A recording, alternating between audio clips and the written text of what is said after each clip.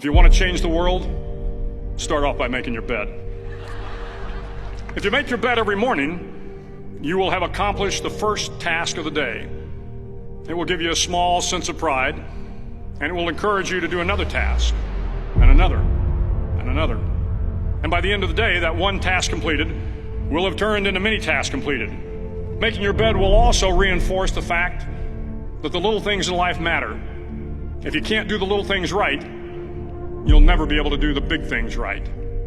And if by chance you have a miserable day, you will come home to a bed that is made, that you made. And a made bed gives you encouragement that tomorrow will be better. To pass SEAL training, there are a series of long swims that must be completed. One is the night swim. Before the swim, the instructors joyfully brief the students on all the species of sharks that inhabit the waters off San Clemente. They assure you, however, that no student has ever been eaten by a shark, at least not that they can remember. But you are also taught that if a shark begins to circle your position, stand your ground. Do not swim away. Do not act afraid. And if the shark, hungry for a midnight snack, darts towards you, then summons up all your strength and punch him in the snout, and he will turn and swim away.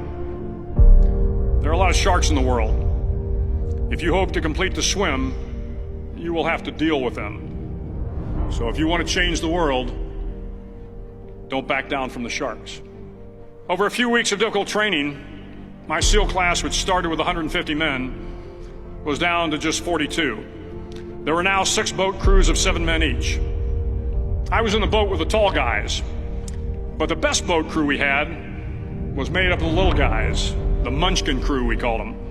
No one was over 5'5". The Munchkin boat crew had 1 American Indian, 1 African American, 1 Polish American, 1 Greek American, 1 Italian American, and 2 tough kids from the Midwest.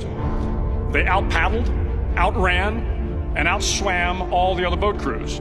The big men in the other boat crews would always make good-natured fun of the tiny little flippers the Munchkins put on their tiny little feet prior to every swim.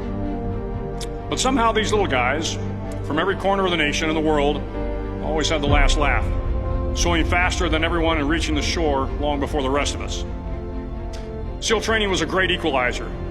Nothing mattered but your will to succeed, not your color, not your ethnic background, not your education, not your social status.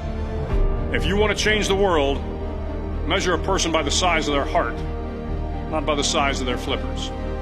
The 9th week of training is referred to as Hell Week. It is 6 days of no sleep, constant physical and mental harassment, and 1 special day at the Mud Flats. The Mud Flats are an area between San Diego and Tijuana where the water runs off and creates the Tijuana Sloughs, a swampy patch of terrain where the mud will engulf you. It is on Wednesday of Hell Week that you paddle down to the Mud Flats and spend the next 15 hours trying to survive this freezing cold, the howling wind, and the incessant pressure to quit from the instructors. As the sun began to set that Wednesday evening, my training class, having committed some egregious infraction of the rules, was ordered into the mud. The mud consumed each man till there was nothing visible but our heads.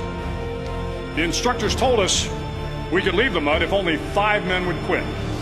Only 5 men, just 5 men, and we could get out of the oppressive cold. Looking around the mud flat, it was apparent that some students were about to give up.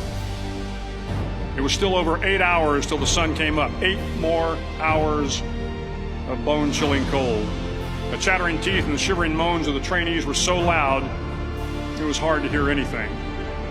And then one voice began to echo through the night. One voice raised in song.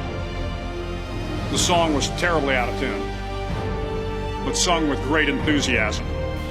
One voice became 2, and 2 became 3, and before long, everyone in the class was singing.